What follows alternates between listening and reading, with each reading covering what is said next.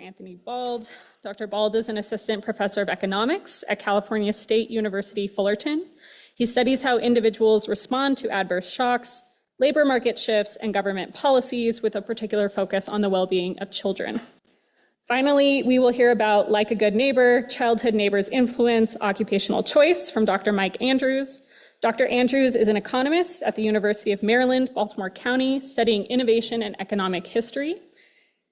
Much of his work uses historical patent data, including linking patents to other historical data sources. He also conducts research on informal social networks, some of which we will hear about in his talk today. And with that, I'll pass it off to our first speaker. Okay, hi guys, welcome to the afternoon session. I hope you just had a great lunch, but not too sleepy. So today I'm gonna talk about my work, quantifying the role of social networks, evidence from the Great Migration. I'm a graduate student in economics from Purdue University. And yeah, I'm interested in economic history and labor economics, instrumental, things like that, traditional econ. So at the beginning of my talk, I'd like to share a quote with you. It is from the famous African-American journalist, Amy Scott. The Negroes residing in Chicago, who came from particular states in South, organized a club to look after the migrants from their own states. The result was that an Alabama club, a Georgia club, Mississippi club, Tennessee club, and so on were formed. Committees from these clubs met to train and helped the newcomers to find homes and work. So this is a historical document from the book Negro Migration During the War, written in 1920. So from this document, we see that at least as early as 1920, a decade into the first wave of the Great Migration, Southern Black migrants already formed Black communities. This says a story like those Black migrants didn't just walk away and cut ties with their community. Instead, they just formed new origin-based communities in northern cities and help each other. And so in this way, they maintain the strong tie with their places of origin. So historical narratives and documents spark something in my mind. I'd like to ask a question. So did hometown-based clubs improve the labor market outcomes of Black migrants during the Great Migration? Okay, this is a huge topic. You know, different time period, male, female, they're just different. So currently, I focus on Black women. So my finding so far is that greater exposure to hometown social networks shifted younger Black women, which means age under 30, from service occupations into skilled occupations in non-durable manufacturing industry. And the stronger social ties reduced labor force participation rates among older cohorts of Black women, which means aged 30 years old and above. Okay, so to reach these conclusions, I did something like this. So firstly, I construct a historical county-to-county migration network formed during the first Great Migration. Okay, I call it historical migration network. And then I define a network exposure index for Southern Black migrants who migrated during the 1940s. Okay, so the network exposure index is built for Black migrants who moved between 1940 to 1950. Oh, this is a special period, as you can see. And then I developed Bartik-style instrumental variable for network exposure index. So I did this by combining World War II industrial investment and historical county-to-county migration flows to address the endogenous selection concern that is very common in network economics literature. Okay, based on all the work above, I just provide evidence on the role of social networks in shaping the labor market outcomes of disadvantaged, low-skilled workers. Why disadvantage? Simple, because Black, they face racism, and women, they face sexism, and low-skilled. Yeah, it's because that's the average years of education of Black migrants were only 8 years in school. As you can imagine that, very low-skilled, less educated. Great. So this is the overview of my work. Now you know all. Okay. So I'd like to briefly talk about the literature. So my work contributes to three strands of literature. So first strand is, of course, the Great Migration literature. This strand of literature originates in Boostown and later developed by Denotes and other very famous, excellent economists, and is still booming. And also, as I use the word by the second shock, I also contribute to the word by the second and the transformation of the black labor market, this kind of literature. Okay, so although not particularly mentioned here, but as early as 2006, Bailey already documented the occupation transformation among black women during 1940s. And then, of course, I provide evidence.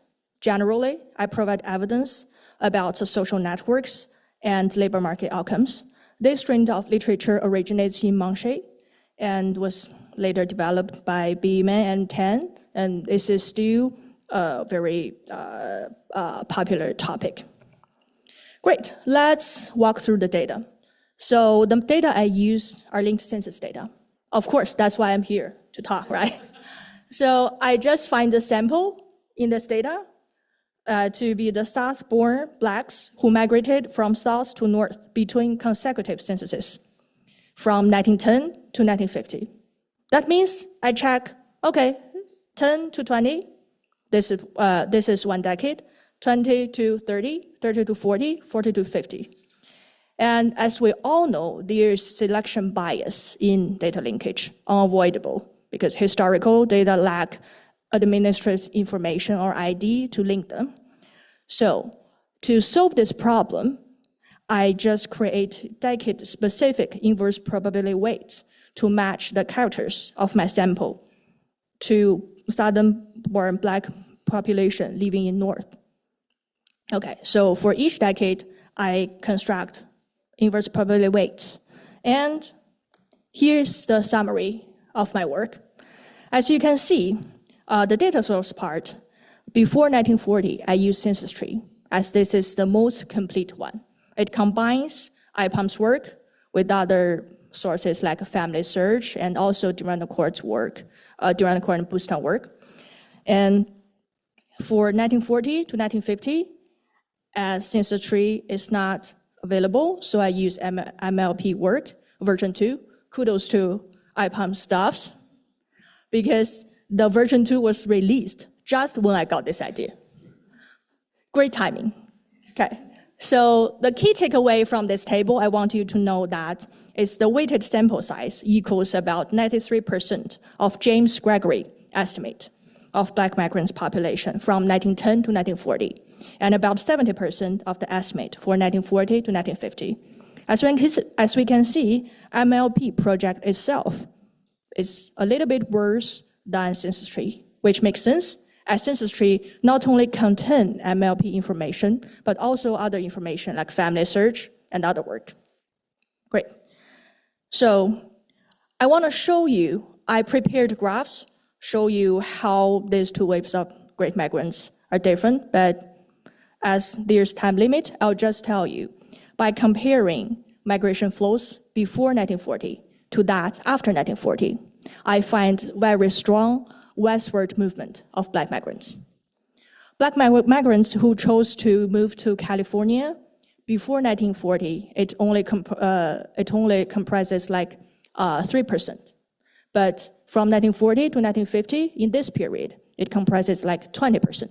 20% of them moved to California during 1940s, compared to that, like 3% before 1940. So you can see there's very strong westward trend in migration destination choice. Okay, so after the data, I wanna show you the network exposure index I built. This is not the form that I created.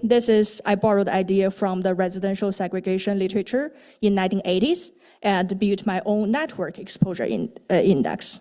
So as you can see, the hometown network exposure index of Southern County J is defined as some weighted average of something. So this is actually the weighted average of the share of the same origin historical migrants in each northern county of destination. And the weight itself is decided by the migration flow from each origin county in 1940s. Okay, and here's my model specification for identification, why it's just some origin county level average outcomes, like the share of unemployed, the share in labor force, and maybe the share who in service occupation or share who in manufacturing industry, something like that. And of course, the network exposure index is our variable of interest. I also include origin county exposure to economic conditions in northern destinations. Of course, we need controls in destinations.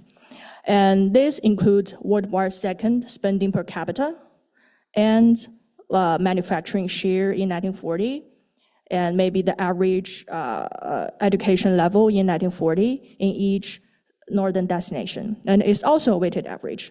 As you can see, the weight is decided by the migration flow from each origin county in 1940s. Okay, and I also include origin level economic and social characters of the origin county in 1940. So these are base year controls for destinations and for origins. Okay. However, to study network economics, here's something you cannot avoid and always bugger people, is that network exposure index is endogenous. This is always the thing. Because the migration flow between 1940 to 1950 is decided by individual selection. What we can see is, okay, they migrated, so we see them. So this is something after selection. That's why this is endogenous. Because like migrants may choose destinations based on individual preference and skills. They know that, but we economists, we don't know that. So it's unobserved to us. So there's bias, of course. And if you think about another very extreme situation, like if new migrants strictly followed the path of established migrants, okay, like if they strictly follow the historical migration path, networks would be strong for all. Everybody just go to where the established migrants go. So, okay, so the high, all migration, all network exposure is high. So this kind of limitation in variation in network exposure will make it difficult to identify causal network effects, because if all high, no variation. So it requires an instrument variable to isolate variation in network exposure determined before individuals' migration decisions are made. So here I chose a place-based exogenous shock large enough to shift migrants away from established migration networks. Here is my instrument variable, the war exposure index. So I just proposed this war exposure index as an instrument for my network exposure index. As you can see, the historical network part the same, but the weight are different. So the weight ZJD, this is jointly decided by a huge, extensive national shock, like World War II investment, and a predetermined exposure intensity, and a predetermined exposure intensity control parameter, like the SJD. SJD is determined in historical migration network, so it's before 1940. So this is exogenous. So here's the technical part, but intuition behind this instrument is easy. It's just that World War II industrial investment shifted 1940 to 1950 migrants away from their historical migration networks. Okay, from Boostown to Denotes to people who study Great Migration, they focus on chain migration. But I'll say my identification stands on the point of out-of-chain migration. That's why I can identify things. Great. So an intuitive example for this is that, as I can see, I just pick Calhoun County, Alabama, and we can see that from 1940 to 1950, World War II investment just attract people to Detroit from other major destinations before, like Cleveland and Chicago. Okay, so here are the tables. As you can see, the effects of network exposure on Black women's labor market outcomes, if we use the full sample of women, we can see, okay, they shifted away from service occupation. So why service occupation? Because in 1940, nearly 70% of Black women in North worked in service occupations. So this is actually kind of, I call it traditional Black female occupation. And with a stronger network, they just shift away from it. Okay, so when we talk about women, we cannot avoid age because they bear marriage and childbearing concerns many more than men. As we can see, the service occupation effect mainly lie within younger cohorts. Okay, and here's a manufacturing employment. Okay, Ray just told me to stop, so I'll show you my main conclusion here. Okay, just as I say, the manufacturing employment, as you can see, here's, for the full sample, here's something, okay, maybe on non-durable goods work. As we can see, this also lies on young women. They had better chances to getting jobs in manufacturing industry on non-durable goods, and they are more likely to be employed to skilled occupations in manufacturing industry, of course in non-durable ones, because durable industries are for men. Okay, so here skilled occupations include craftsmen and operatives. Okay, so here's a summary. So I find causal effect of social network exposure on labor market outcomes of Black female migrants in 1950.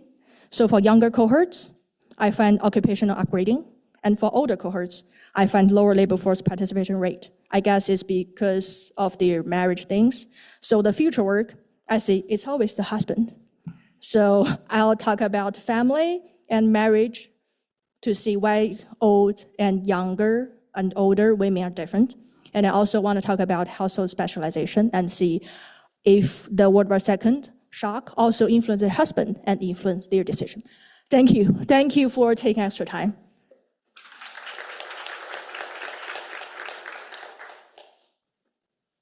All right. Hi, everyone. Thank you so much for coming. Thanks to the organizers for including me on the program. It's great to be back. I'm Anthony Bald. I am an assistant professor at Cal State Fullerton. My project here is titled The Intergenerational Effects of Widowhood. It's a relatively early project, so I'm pretty excited to get all of your feedback on it. One thing that I want to start with, which I think is broadly applicable, is just that spousal death is a really large shock, okay? So I'll be studying this in the historical context, but in any real context, modern, historical, spousal death is a huge shock to the household. It reduces household income. It raises poverty risk among widows, and it can worsen health outcomes in the short run and the long run as well. Okay, so there's a lot of literature on this already. I also want to highlight that though widowhood rates have fallen over time, about 14 million Americans are currently widowed based on just calculating from the census. And many of these widows are, in fact, widowed before they reach retirement age, and so this is still something that policymakers grapple with: how to support widows and their families. I want to emphasize here as well that the effects of spousal death can obviously extend beyond their surviving spouse, right? So parental death, especially if the child is young, that can alter child's human capital trajectories. There's a lot of evidence nowadays on sort of adult exposure to when their parent dies, but there's less on what happens for children who are very young when their parent dies. I'm also going to argue in this paper that we have relatively little evidence on long-run consequences, especially in this historical period, and so that's what I'll be focusing on today. So in the 19th and early 20th centuries, so that's the context for this paper, widowhood occurred at relatively younger ages than it did today. So in this graph, I'm just plotting in red the share of women currently widowed according to the historical census from 1880 to 1940. The share actually stayed pretty constant at about 16% through this period. You can see that the share widowed based on age is falling during this period as adults live longer, okay? But as people live longer, the share widowed just shifts toward those older ages, right? So the overall share in the population has stayed relatively constant and has fallen since 1940. Okay? In this early period, you did not see that many deaths from things like cancers. It was mainly infectious disease, armed conflict, and occupational hazards that frequently killed working-aged men and left widows, okay? And so it's no mystery in the literature that widows were sort of one of the defining features of female-headed households during this period. Okay, that's been the work of people like Claudia Golden for a really long time. It's important to emphasize in this period that widows really had relatively little in terms of public support. So we know based on past work that Civil War widows had access to some public benefits in the form of a small pension, but there was not much in terms of a safety net in this sort of 1800 to 1910-20 period until the mothers' pensions programs emerged in the 1910s, and then obviously we had Social Security emerge in the 1930s. And so in this setting, without public insurance, widows are going to adjust to spousal death through primarily private mechanisms. That includes their own labor supply, the labor supply of children. That includes their household living arrangements, so things like co-residence, mobility, and remarriage. They obviously got support from things like charitable organizations and local networks. That's not really observable in too much of the historical data, so I'll be focusing on the first two bullets. In terms of what we know, like I said, we know a lot about elderly widows in modern surveys. We know that these widows are typically shown to have higher mortality risk and elevated risk of worsening health. These sample sizes are pretty small. It's hard to do intergenerational analyses with these, so I'm turning to the census data for that. There's been some past work that exploits wartime deaths of men and then looks at the trajectories of widows and their children. So there's some work on the Civil War and World War II. I'm going to argue, at least in this paper, that the wartime context may be pretty specific, and so we may be worried that those results don't generalize to a non-wartime context, and so I'm going to focus on a non-wartime context in my paper. Okay. And so my question, how does spousal death affect the outcomes of widows and their children? So the widows being the first generation and their children being the second. I'm going to be looking at labor supply of widows, as well as whether their children are pulled into the labor market at the time of widowhood, and then eventually I'll look at their long-run trajectories. The time period, like I said, late 19th century America. Okay, these are common ailments, things like infectious disease. We're going to see short-run adjustment during this sort of pre-social insurance era, and then I'm going to trace children into adulthood. Okay, I'm using this relatively new data set that some of you in the room are probably very familiar with, which is the linked population and mortality censuses. These are freely available on the IPUMS website, so thanks to the folks here who have done all that work.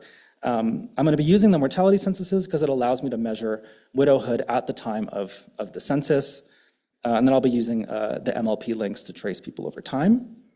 In terms of identification, we might be worried that widows might be different from married women or non-widowed households, right? So what I'll be focusing on is a matched sample where I'll be comparing women that are married at baseline and match on observable characteristics. I also have a sample of deaths that appear to be plausibly accidental or unanticipated, and I'll be using that to test the robustness of my main results. Okay.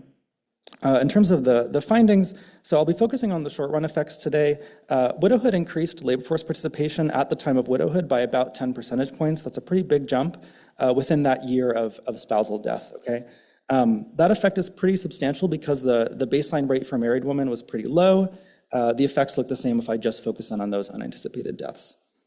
In terms of children, child employment is going to rise by about 3 to 6 percentage points, and that's offset almost exactly by a drop in schooling. There's a large heterogeneity in gender and age here, so the largest impacts for those child results are going to be driven by the older boys being pulled into the labor market. Okay? My results here, I think, suggest that as the decline in mortality sort of emerged over the course of the late 19th and 20th centuries, we saw a big decline in child mortality as well as a decline in adult mortality. That enabled greater human capital accumulation because it allowed more children to stay in school and invest in their education. Okay, I don't have a ton of time, so I'm going to skip through some of the background. Things to note here, life expectancy at birth was about 40 to 50 in 1870. Again, these are deaths due to infectious disease outbreaks primarily.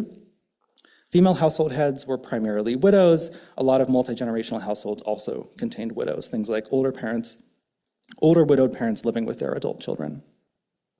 There were a lot of constraints to married women in this context, as well as to widowed women. Because married women were not really a part of the formal labor force, they had a limited chance to acquire independent skills of the husband. That's going to play a role, I think, in the long-run outcomes of these women. There were also laws that limited their ability to do things like own property and take ownership of assets. Okay. In terms of the social safety net, there really wasn't any in 1870 to 1880. There's been work on the mother's pension programs, but apart from that, there wasn't a whole lot available unless your husband died during war, like in the Civil War. So I'm going to be focusing on these margins of adjustment, including own labor supply as well as child labor supply. It's important to note in this period as well that child labor was not really regulated in this period. I mean, there were some state and local laws. It's unclear how strongly they were enforced. A lot of factories and mills just took advantage of cheap child labor, right? Of course, a lot of the movement toward child labor legislation happened later than the period that I'm studying, so I would love to do this work during that later period, but what I want you to think about in this period is just that children could basically work without too much control over their working conditions. Okay. In terms of data sources, then 1870 and 1880 censuses included both the population schedules and the mortality schedules that were collected alongside the population census. This was before most states started their own independent vital registration. And so what enumerators did is they asked households to report deaths in the prior 12 months.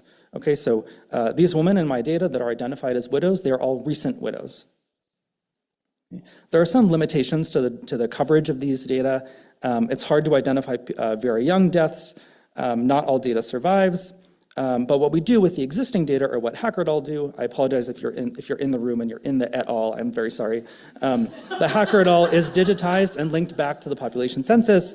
That work is excellent, and I'm really grateful to be able to use those links. I can do some work to improve the representativeness of that linked mortality sample just using some inverse probability weighting, but that tends not to affect the results too much. Okay.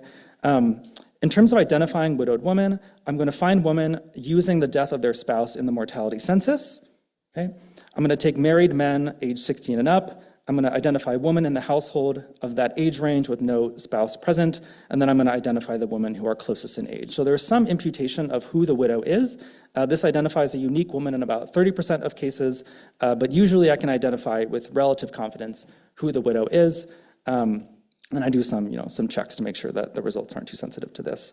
Okay, I'm going to be focusing on white women. I do study black women. The results there are very interesting. It's a much smaller sample. Okay, so I'm focusing on newly widowed white women in this study. Let's talk about identification. We are worried, of course, that it's not going to be valid to compare those widowed households with non-widowed households. Okay. And so what I'm going to do is I'm going to link you back to the previous census, and I'm going to identify those women who are married at baseline. Okay, so I'm doing this for everyone. I'm using the MLP samples for 1860-70 and 70-80. And among those women who are married at baseline, I'm going to match you exactly on year, age, county, and your husband's occupation. Okay. I also have some continuous matching, so I can also match on the propensity to be widowed based on other characteristics. This tends to not affect the results too much. And I can show you that in my sample of about 12,000 widows, I can match many of these widows, and I get a sample that looks pretty balanced. Okay? Again, I'll show you the results for accidental deaths as well. Okay? The econometric framework is pretty straightforward. I just have an indicator for recent widowhood. I include the matching controls for precision. I use some matching weights, and I cluster standard errors. Okay? And so in terms of results, this is the effect of recent widowhood on the employment of the own widow. Okay, so the coefficient on widowed was about 10 percentage points on the leftmost portion of the graph. I split up the widow's occupation into skill group based on things like professional goes in high skilled, laborer goes in low skilled, sort of just broad categories. On the rightmost column, I can see what the deceased husband did. And so about half of that employment coefficient is coming from widows working in the same occupation as their husband. This is often coming from farming as well as managerial occupations. These are the accidental results, so things like accidental drowning or workplace accident. The results look very similar. The sample size is smaller, so the standard errors are larger. Like I said, the occupation of the husband is going to drive a lot of this. And so this is showing you the match between the husband's skill group and the wife's skill group. And so what I want you to focus on is sort of this columns 2 through 5, which is saying that if your husband worked in a high-skilled occupation, you are much more likely to enter into a high-skilled occupation after your husband passed. Okay. There's a lot of heterogeneity that's very interesting. There's some gradient in terms of age. So younger widows are more likely to show up in the labor market. Like I said, there's some evidence that the effect for Black widows is much, much larger than for white widows. I haven't explored that in too much detail, so I'm calling that sort of preliminary. I do look at widowers, so I look at women who die from infectious disease and childbirth and that type of thing. I see a small negative impact on widowers, so their results look very, very different. In terms of the child results, so what I'm doing right now is I'm taking all of those children who are matched to widows at schooling age. So I'm taking children aged 6 to 18. I actually do an independent matching exercise for these children. So I find the matches based on your mother and your father's characteristics, and then I also match the children themselves based on gender and age. Okay, so the way to think about it is I'm comparing the children of a widowed woman who look very similar in terms of characteristics to the child of a married woman at baseline. And so what I find is that coefficient on your mother widowed drives child employment. Right? And you can see that the results look a little noisier for accidental deaths, but in blue here I have the full sample of deaths that show an increase of employment for children around 3 percentage points and a mirroring decline in full-time schooling. Okay? And this is the interaction between gender and age. And so if you see the leftmost column is the young boys. They don't see much of an increase in employment. It's really driven by that second group, which is the older boys that are entering into market work once their fathers have passed and their mother is widowed. Young girls are not pulled into market work, and older girls are pulled into market work relatively less. I think this is in line with a lot of literature around gender and child labor and what happens when children are pulled into the market. Okay, and so just to conclude, because I'm out of time, I've shown a large increase in labor force participation among recent widows as well as child employment among their children. I do want to emphasize that the eventual goal of this paper is to do the long-run analysis. I do want to be very careful here because the treatment of widowhood almost implies remarriage, and so that sort of implies a lot about how we should be thinking about linking those people over time. So I want to be very careful about that, but that is on my list of things to do. I'd love to get more death records. I know there's lots of folks that are trying to scrape more of those records. Okay? So that's all for me. Thanks so much.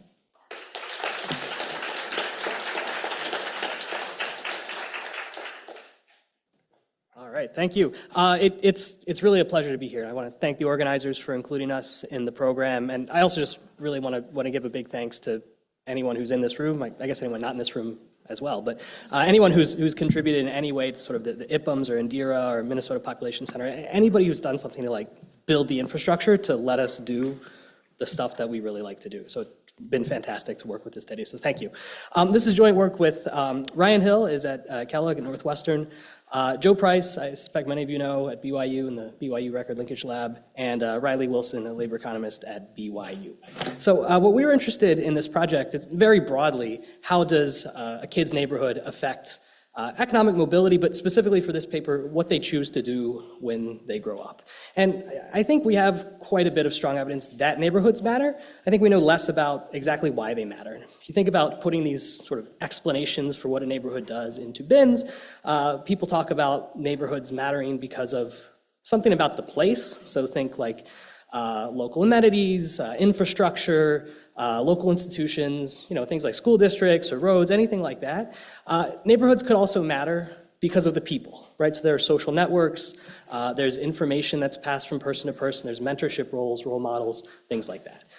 Of course, these are not mutually exclusive, but it's often very difficult to think about, estimate why people matter, precisely because people choose where to live, right? They sort.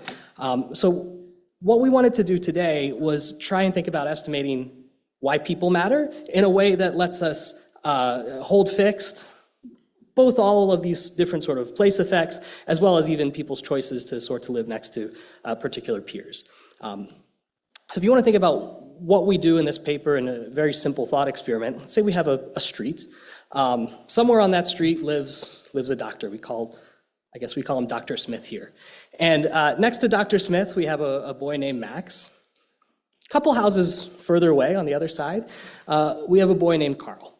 And if you look at Max and Carl, they're living on the exact same street. They're just a few houses away. They're exposed to exactly the same kind of local amenities, right? The same school district. Sort of the average person in their neighborhood looks very similar because they're in exactly the same neighborhood. So what we like to do is if we can focus just on these comparisons between the Maxes and the Carls, does Max become more likely to be a doctor when he grows up than Carl, simply because he has a little bit more local exposure? He's more likely to be exposed to what his immediate next door neighbor is doing than somebody who lives a little bit further away. Okay? So that's sort of the thought experiment you should have in mind. The goal here is to basically scale this up to every kid in the US. So what we'll do is use historical census data, basically exploit some nice features of those old data that prior to 1960, they're enumerated by somebody going door to door. So we can use this to try and reconstruct the microgeography of a neighborhood, figure out who your next door neighbor is. Then we can use recent advances in census linking, which many people in this room are familiar with, link people forward in time, link the kids forward in time, and see what they do when they grow up. And then once we have these two data tasks done, we can just compare the future occupations of kids who live next door to someone in a particular occupation to other kids that grew up on the same street just a little bit further away.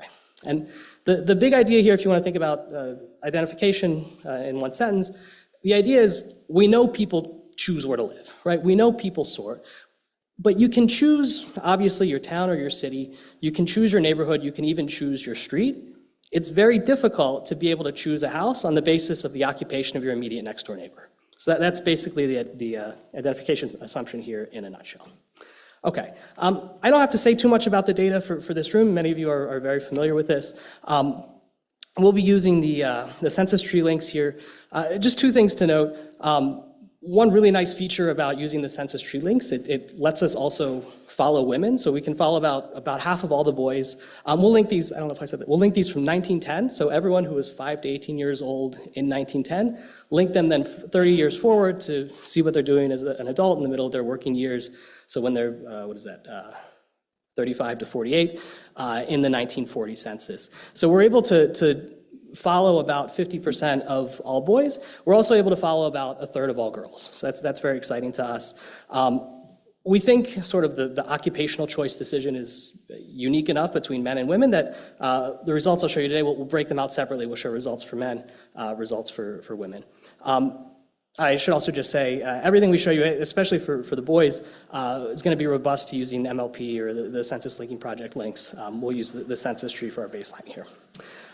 What's maybe less standard is how we actually use the census enumeration data to actually reconstruct the microgeography of a neighborhood.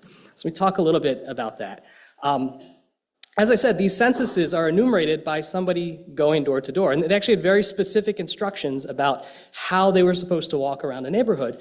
And what that means is the order in which names appear on a census sheet actually tells you quite a bit about who is next to whom in a way that approximates the sort of exposure you would get if you just walk down a street. So this is a picture from the 1910 census enumeration instructions. You can see people are instructed exactly in what order to talk to people.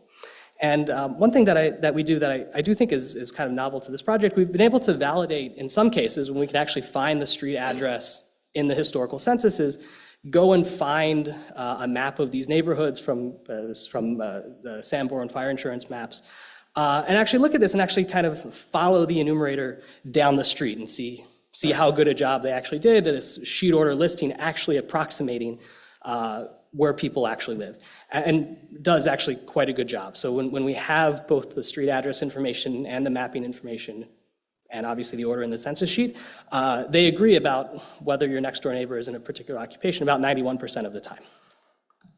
Okay, so once we have the linked data and once we've reconstructed the neighborhood geography, we're off to the races. So what we're gonna do, let's fix ideas and keep a doctor in mind just for this exercise, and then we can expand to other occupations. What we want to do is just regress whether or not you're a doctor in 1940 on, first of all, whether you have a doctor in your own household. What we're really interested in, whether you have a doctor living immediately next door. we'll control for flexibly for age. And then again, we want to make sure we're only comparing to people that are very close together. So in our preferred specification, we'll actually include a fixed effect for every census sheet. So the sheets have about between 7 and 8 households on average. So this is a very close geographic comparison. And again, identification assumption here, conditional on being on that same sheet, so being on the same segment of the same street. The occupation of your immediate next door neighbor is as good as randomly assigned. Okay, so what do we find? If we start over here, column 1, this is including no geographic fixed effects at all. A lot of what we're seeing here is exactly what we'd be worried about if we did just sort of a naive regression, people sort, right? So there's lots of neighborhoods where you have no doctors, and then a few neighborhoods where doctors cluster. These columns 2, 3, 4, we're restricting attention to just sheets that have at least one doctor living on them. That's going to already take care of a lot of the geographic sorting. And as we move from column 2 to 3, we'll include fixed effects for your specific enumeration district. And then our preferred specification over here, column 4, will actually include that fixed effect for every census sheet. Okay? So what we find looking over here in column 4, obviously, your own household matters. That's not surprising for us. It's kind of a sanity check. If you have an old a doctor in your own household, you're like 12 times more likely to become a doctor than someone else who lives on your same street. Again, not surprising. What we're really interested in is this coefficient right here. If you have a doctor immediately next door, you're about 40% more likely to become a doctor in 1940 than somebody who grows up, again, your exact same section of a street, a few houses away, just a little bit further from the doctor. Another way you can think about this, if you want to put this number into context, your next door neighbor matters about 1/30th as much as your own household. Okay. I don't know if there's any physicians in the room. If so, I apologize in advance. There's nothing special about doctors. We could do this for, thanks. We could do this for any occupation we wanted. In the paper, we'll look at the 50 largest occupations for men. Here, to make it a little bit more readable, we'll look at the top 25. Typically, we find positive coefficients for all the top 25. We find positive coefficients. For the top 50, 47 out of 50 are positive. Most of them are significant. Of course, there's a big range across occupations about just how transmissible they are from neighbor to neighbor. So this is for men. We can do the same thing for women. Labor force participation rates for women, even in 1940, are still quite low. They're concentrated among fewer occupations. So we find smaller coefficients, more often not statistically significant, but basically a similar pattern. Okay. We could think about telling stories about why we see different sizes in different occupations. What we really like to do is think about doing this a little bit more systematically. So we'd like to combine these in some way, and then we can start thinking about heterogeneity. Also just nice to summarize all of this into one coefficient. So what we do is what we call a stacked approach, where we're going to include kids in the regression multiple times, one time for every instance when a neighbor in a particular occupation shows up on their census sheet. And then our fixed effects will interact age by occupation and the sheet by the occupation. When we do that, we find that on average over all these occupations, you're more likely to go into the occupation of your immediate next door neighbor. You're about 10% more likely than somebody who lives further away on the same street. For boys, similar story, a little bit smaller magnitude. For women, you're about 6% more likely to go into that occupation. Okay.